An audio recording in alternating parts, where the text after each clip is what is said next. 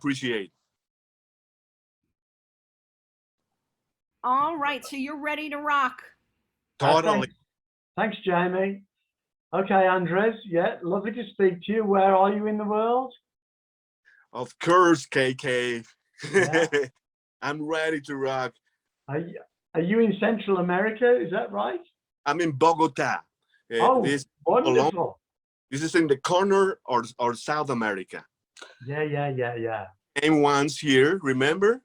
Yeah, we just one time. Yeah, we must come back. I like to come back. Yeah, Hey, for sure. you will certainly. After you did that show, I think you must come back with KK Priest for sure. Yeah, for sure. Love to. Well, let me tell you something before we start this interview, KK. I'm 55 years old. I've been doing rock radio for 30 years.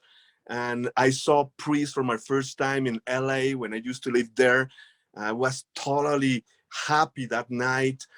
I remember that the Priests were doing the response of the Turbo Lover tour, and I like it a lot.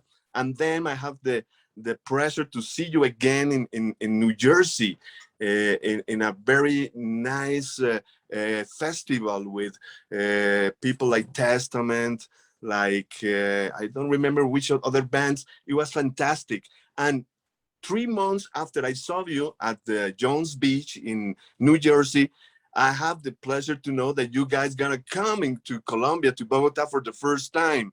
And hey, let me tell you, Priest have come here to Colombia like 4 times, but the best time, it was the first.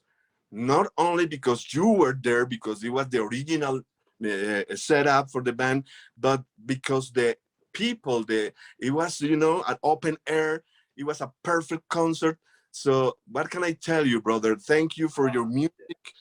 I'm being very glad to put your music all my life. I'm ready to rock with KK Priest. And thank you for giving this opportunity to get you close to my listeners. That is the most important thing, to get you close to the people. So that way, when you come to Colombia, the people is going to rock. Exactly. The pleasure's all mine. And I do remember that concert very, very well. It was crazy. Yeah. The fans were so excited. We were in the bus. They almost turned the bus over, And then after the show, we had to go into the police dog vans, to sneak out of the concert. It was great, really exciting.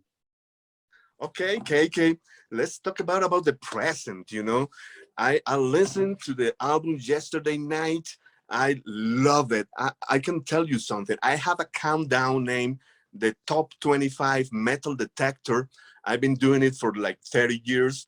And KK's has been on the charts like 2 months ago.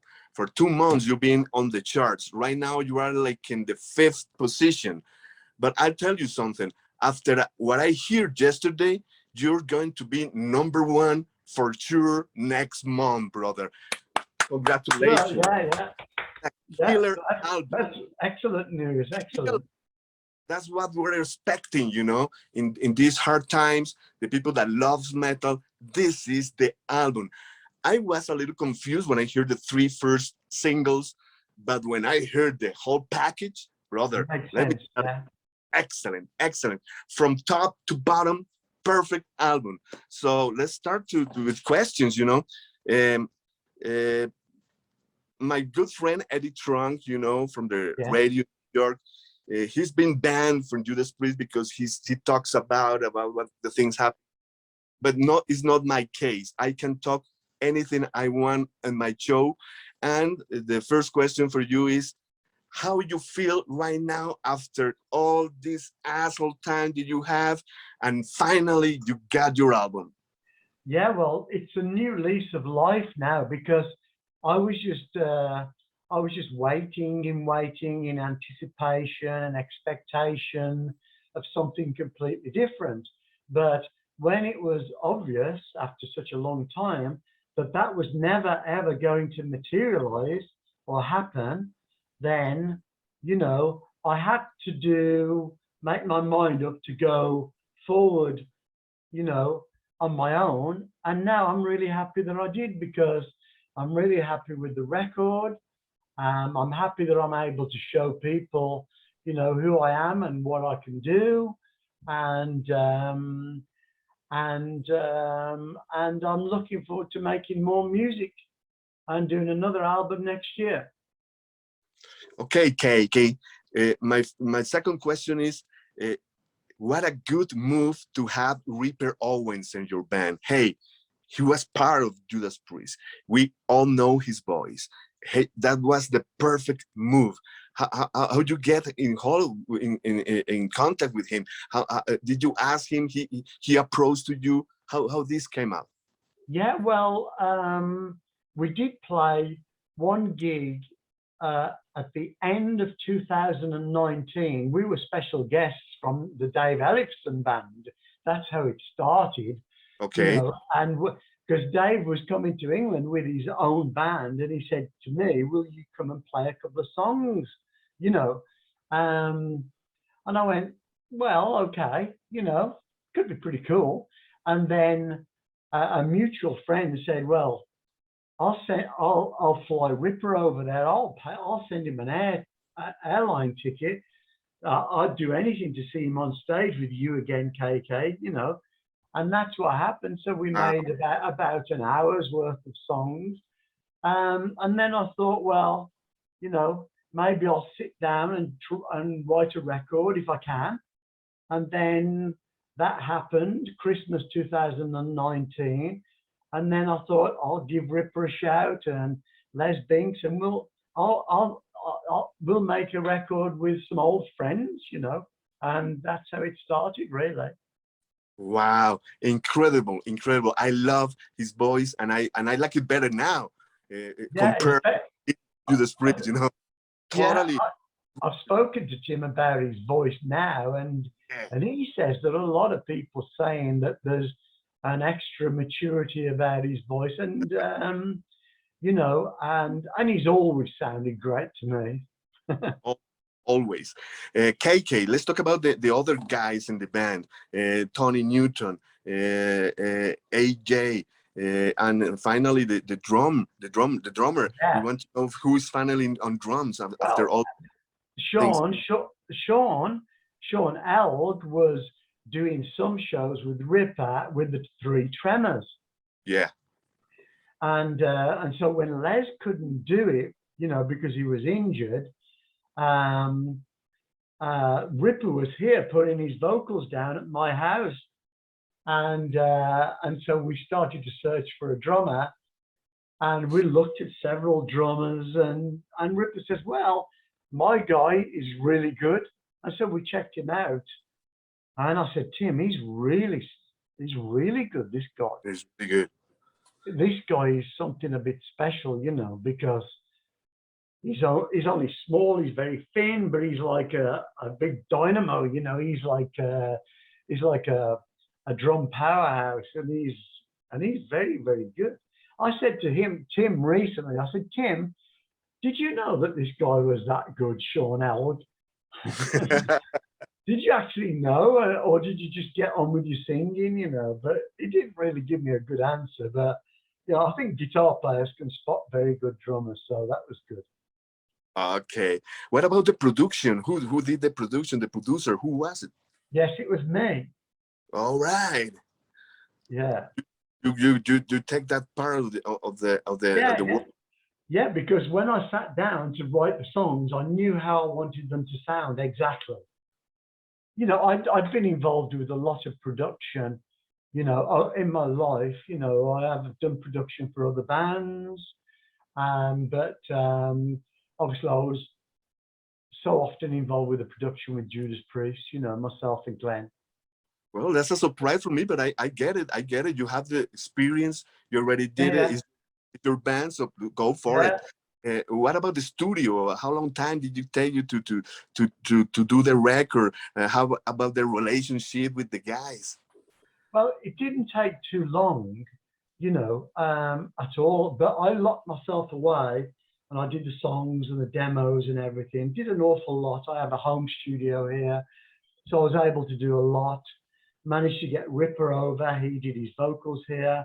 Managed to get Sean, the drummer, over to a studio down south, you know, and I worked there with Tony. The good thing about Tony, our really great bass player, is that also he does production and songwriting in his own right, you know, and he's very qualified.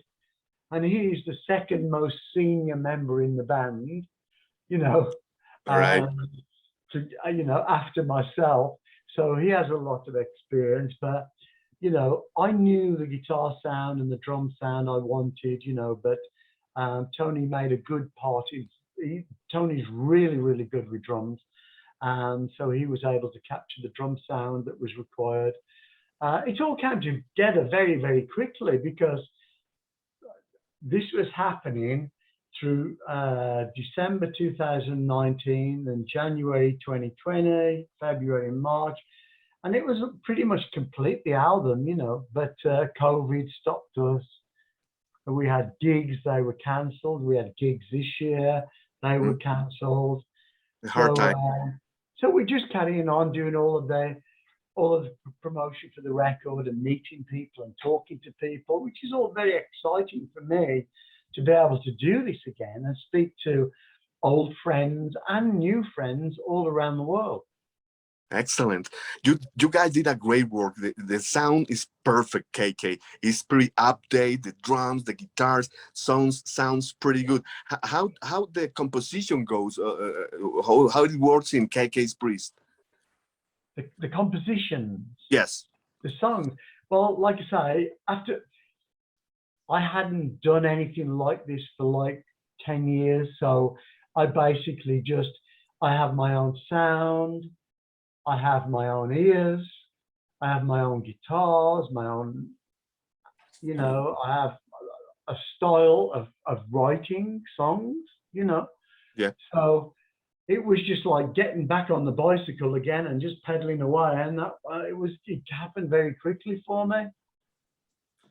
The album starts with a killer intro and then goes Hellfire Thunder Blast. It's a good opening song. What do you have to tell about that? That's one of my favorites, let me tell you. Yeah. It wasn't specifically written to open the album, but I just decided I wanted to do that first and foremost because, you know, it's a good storyline, fact or fiction, you know. The song's about, like I say, fact or fiction, this great storm that happened, and we don't know when it happened. It could have been a few thousand years ago. It could have been millions of years ago, you know, but the curiosity is that when I was growing up and I was a young teenager, we didn't have heavy metal, and we didn't have a music for people like us, white working class kids. But to me, I knew the music was there because I could hear it in little bits with Jimi Hendrix and the Kinks and the Animals and early Rolling Stones and a few other things, but I wanted to hear more and more of it. So I wanted to be a part to create that. But how did I have that in my veins and in my blood, you know? So maybe the Hellfire Thunderbolt is something that did happen all those years ago to infuse the people on the planet, and it came into my blood, you know, handed down through the centuries and the millennia, you know, maybe, and it all happened right there in the 60s, you know, and it was created through metal, classic metal, and only lasted for a few decades. And that's what the album's about, really, you know, a warning or a take notice, you know, that this great music could die out, you know, so listen to the sermons of the sinner and maybe that they can, you know, they can help us rise again, as the lyrics say. For new musicians, young musicians, old musicians, heed the warning, you know, this music can still be a great force within us and it can live on forever. But us, as the sermons of the sinner says in the songs, you know, we won't last forever. The people that were there in the 60s, the 70s, and the 80s, and we're losing good friends every day. Every day.